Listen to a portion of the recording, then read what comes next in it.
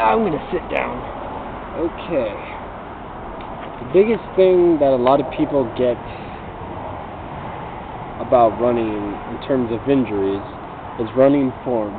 And I think that's actually probably the only thing in terms of running injuries that you can prevent is correcting your running form.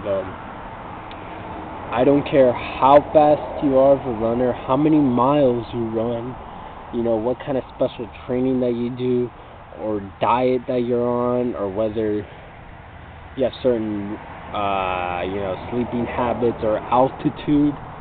If you have horrible running form, you most likely are not going to get to where you want to be. And I tell a lot of people this, that it doesn't matter what kind of training regimen you're on, I don't care what you've done or something, but if you have horrible running form, one way or the other, that will get you later, though. I mean, I could take some people, for example, Alan Webb, high school mile record holder, 3:53 mile. He had heel striking problems, especially afterwards, though. Alberto Salazar, coach over there, at Nike in Oregon, corrected that. He had to tell him, listen, there was a saying that he said that you show me a person who has horrible running form, and I'll show you a person who is going to have a short career. Some kind of quote like that. I believe that 100%, though. Especially with these elite runners, though. Some of them, yeah, they do have a heel striking form. Meb Complexi, or whatever, however you pronounce his last name, though. Heel striker. I think recently he corrected his running form. He started wearing these shoes from Skechers. Now, I'm not saying that shoes can correct your running form. They can, though.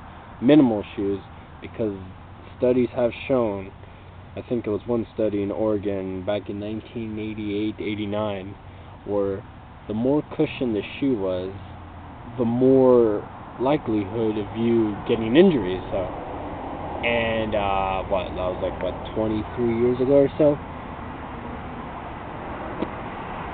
Guess what's happened? Big thick shoes these companies are making out to be, and guess what? More injuries. And when you notice that people who either wear shoes that are very, very minimal cushioning or barefoot, they don't have no injuries hardly. And you also look at them, that what's one thing you find in common besides what they wear on their feet? Their running form. They're straight up, they're not lean back or lean forward too much, or straight up looking straight ahead.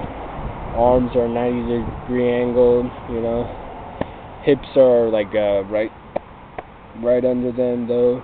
Knees are going up. They're landing on their they're landing mid-strike or forefoot. They're not landing on their heel. Yeah, if you land on your heel, I don't care how good of a runner you are, you will get injuries, though. It doesn't matter if you're Alan Webb, Meb Complexi, whoever, though. And that was the problem with me, though. In high school especially, I was a heel striker like most people. I only had one serious injury my senior year, and I missed cross country. Yes, pretty bummed about that, but I started correcting it, especially during the track season my senior year, when we had a different coach. And I realized that my coach told me, first week or so of practice, all you're going to do is work on your running form. You have one of the lousiest running forms, and that's the reason that's hurting you and hurting your potential and getting from where you are to where you want to be. So pretty much for a week, instead of worrying about how many miles I run or kind of workouts I'm doing, all I did was just do running, correct my running form. I was like, most practices, all I ever did was warm up, stretch, drills, cool down, stretch. That's it. I know, crazy, but I spent so much just trying to work on my running form, and I got it and it improved. And when my running form improved, I got less injuries, and my times lowered, and they got faster. That's the thing about running, especially when you see these, you see a marathon. You see a certain group of elite athletes way out in the front. They're making it look so easy. They're running with perfect stride, minimal effort, less energy spent on the body. They're just floating, just guiding along the way. And then you see about 40,000 people behind them doing all kinds of wrong things, so heel striking, landing forward, whatever though. Anything that's not good running form is what they're doing. And I guarantee 90% of those people always have some injuries. And that's why, especially, and then they wear these cushion shoes. That's why, like, a lot of these cushion shoe industries are making so much money. That's why you see a lot of these sports science doctors and medicine people always have people coming in because of running injuries. If people were to just take more time into fixing and correcting how they run and stop worrying about their training, I guarantee you injuries will probably be cut in half. And and some people